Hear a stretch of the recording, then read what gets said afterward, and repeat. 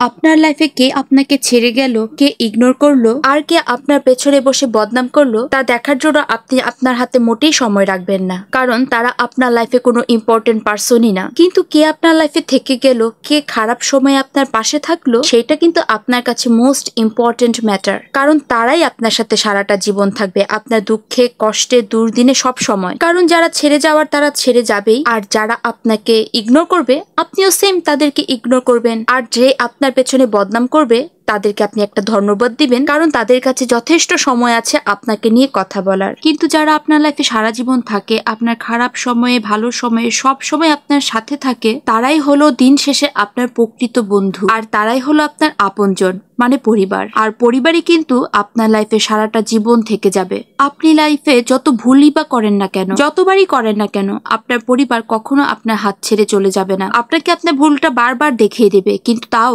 আপনাকে ছেড়ে কখনোই চলে যাবে না। তাই লাইফে সব থেকে বেশি গুরুত্ব দেবেন আপনার পরিবারকে। তাই পরিবারের সবাইকে ভালোবাসুন আর ভালো থাকুন। তো যাই হোক, অনেকগুলো কথা বলে ফেললাম। এই কথাগুলো কিন্তু আমার ফেসবুকের একটা পোস্ট থেকে পাওয়া। কথাগুলো এত ভালো লাগলো, জীবনের সাথে এতটাই মিলে গেল, তাই আপনাদের সাথেও একটু শেয়ার করলাম। আর এখন বলুন তো, আমার ভিডিওটা কারা কোন জায়গা থেকে দেখছেন আমাকে অবশ্যই কমেন্ট বক্সে জানাবেন। আমার ভিডিওটি ভালো লাগলে অবশ্যই একটা লাইক আর কমেন্ট করবেন। তো আজকের রান্না বান্না ছিল আমার কুচো চিংড়ি দিয়ে পাঁচমিশালি সবজি, কালো জিরা আর বেশি করে কাঁচামরিচ দিয়েই আর অল্প একটু পেঁয়াজ রসুন দিয়েই এই সবজিটা মূলত রান্না করা হয়। আর মরিচের গুঁড়া একদম অল্প করে দিই আমি, তাহলে সবজিতে কাঁচামরিচের গন্ধটা খুব সুন্দর থাকে। আর এই যে পুঁই শাকগুলো দেখছেন, এগুলো আমাদের গাছের পুঁই শাক, আমার শ্বশুর মশাইয়ের গাছ। আমার শ্বশুর মশাই নেই সেটা তো আমি অন্যান্য ভিডিওতেও জানিয়েছি, কিন্তু তার হাতে লাগানো এখনো কিছু গাছ রয়ে গিয়েছে, আর সেগুলো থেকে আমরা এখনো বিভিন্ন ধরনের ফুল, মরিচ গাছ আর এই পুঁই শাকটা পেয়ে থাকি। যাই হোক, পুঁই শাক দিয়ে আমার এই পাঁচমিশালি সবজিটা রান্না করা হয়েছে, আর কুচো চিংড়ি দিয়ে যেহেতু রান্না করেছি, সবজিটা খেতে অসাধারণ হয়েছিল। আর আমার মুসুরির ডালও রান্না হয়ে গিয়েছে।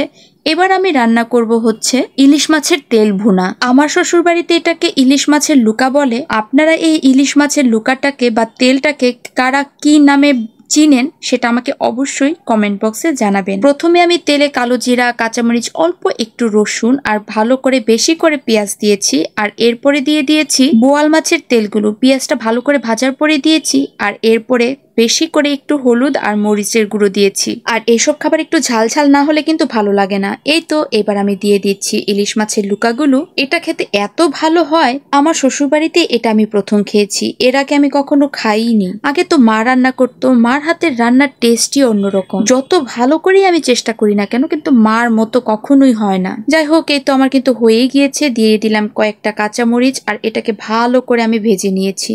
সো আজকে রান্না করেছি আমি পাঁচমিশালি সবজি, কুচো চিংড়ি দিয়ে মসুরির ডাল আর ইলিশ মাছের তেল বা লুকা। তো আজকের ভিডিওটা আমার এই পর্যন্তই। আমার ভিডিওটা সবার ভালো লেগে থাকলে অবশ্যই লাইক আর কমেন্ট করবেন। আর যারা এতক্ষণ আমার সম্পূর্ণ ভিডিওটি দেখলেন তাদেরকে অনেক ধন্যবাদ। দেখা হবে পরের ব্লগে। So tata.